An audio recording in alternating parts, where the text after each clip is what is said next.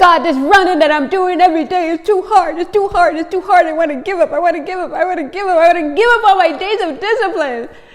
That's me complaining to God, guys. And then running back from the tree, I'm like, Nick, how could you give up on this, man? This is your time with God. This is where you go and you strategize with Him. Say, God, this is what's going on in my life. How do we handle this situation? How do we handle that situation? I say, Nick, this is the most important part of your day, my boo. Starting your day with God. You see how the devil is busy? He's telling me, oh, you don't have time to be running. You need to just give up on this run and go and focus on the business right now. No. The most important thing we can do every day is start our day with God. Do you hear me? Do you hear me? Do you hear me? I can't get over my brother Kevin. He said, Nick, the best advice I can give you is get closer to God. And that's the best advice I can give you guys too, man. Get closer to God. Do you hear me? He wants a relationship with you. He wants to be your life partner. That you're walking through life like this 24/7, baby. Do you hear me? You can walk through life like this 24/7, intertwined with God. Intertwined with God as your life partner. There's nothing better than this. But you have to take the time with Him. So I run that 5K run. I get up, I was like, oh. By the time I'm running back, I'm happy dancing, like, God, thank you that I had this time with you. The message I listened to a few times was the message from my brother Kerry about being strong and very courageous.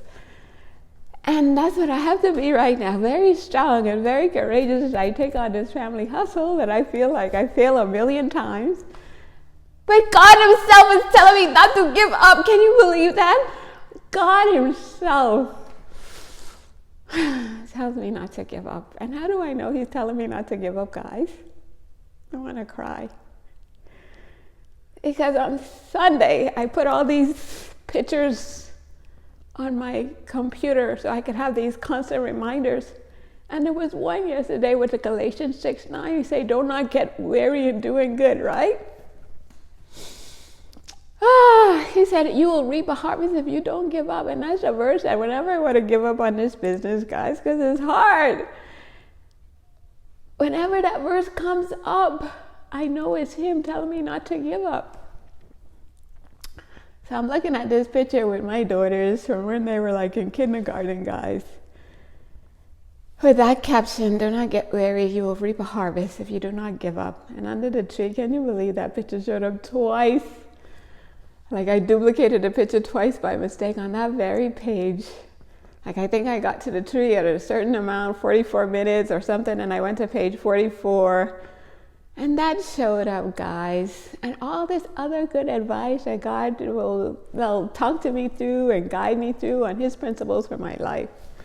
Like I was so disappointed by a TikTok video God had me to watch with this father giving the daughters advice, relationship advice. And never once did he mention God, guys. Never once. It was just from this human perspective. Oh, if somebody's not good, you should give up on them and move on, da-da-da-da-da. And I just asked the question, like, where did God fit in this conversation? Like, I wanted to have him 24/7, talking to God 24/7, constant conversation with God. Like, God, what would you have me to do here? Where would you have me to go? What would you have me to say? What relationship should I be in? Who should I be loyal to? Who should I not be loyal to? Like, all these godly principles and values that I'm learning from my brother Kerry about the patience and going the extra mile in love and forgiveness and mercy and compassion. Because the same way that God forgives us when we fall a million times and He forgives us and loves us unconditionally, that's the love He wants us to reflect to the world. So to hear this dad telling the daughter, oh, you give up, I was not happy, guys. And that's what happened. We go from this person, they mess up. Then we go to this person, they mess up. We go to this person, and God sees the big picture. So He sees the person as they are right now. He also sees what they're capable of becoming. And He knows the people that we should keep close and the people we should keep away, So it's a matter of learning God's voice. So that's what I would have wanted the father to say to the daughter, to say, look, I want you to develop a relationship with God. He will be the one to tell you who to have a relationship with, who not to have a relationship. Like when I met my husband, there was no doubt in my mind. God just said, marry him, marry him, marry him. Nobody can tell me that wasn't God telling me to stick with him. So no matter what me and this husband go through, guys, that's my person, that's my guy. I have no doubt that God himself put us together. I say, honey, you're stuck with me. This wife not going nowhere, nowhere, nowhere. You know, and it's a lot of forgiving, guys.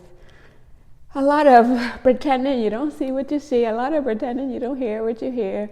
And thank God for my brother Kevin, who taught me to be wise. You know, so it's not about our personal happiness and stuff, guys. Like, we have this family now, and it's a team. So every day I have to ask myself to make the best, ask God for the help to make the best and wisest decisions for the team. It's not about me and Nikki and her personal happiness. That goes out the window. I say, God, what is it that you would have me to do? And just staying faithful to God, no matter what. Whatever God asks me, I say, God, no problem. I'm your girl. I'm your girl. I'm your girl. And just handling the difficulties of my life, just with my eyes like this on God. Focus, like tunnel vision on God, okay? God. And just keeping my heart, my mind, my soul, everything on God. So it is time to be strong and very courageous. I say, God, okay. And when it's time to be soft and patient and forgiving and compassionate and merciful and loving and all this soft stuff over here, you know? So God is the one to tell us who to stay with, who to leave, what to do, who to forgive, who not to forgive. Well, we have to forgive everybody, but who to love from a distance. Okay? So don't miss out. I promise you that God is the best life partner you could ever have. He has to be the center of every relationship. You know, every situation, you put God at the center and say, God, okay, I'm dealing with this situation now. What do we do here? And just look into him with our hearts, our minds, our souls. Focus on God all day, every day. Okay, trust in him with all of our hearts. When we don't see a way, we just say, God, I know you have a way. I might not have a way, but I know you have this situation figured out. And just having this faith that everything is going to work out with God as our life partner. Peace.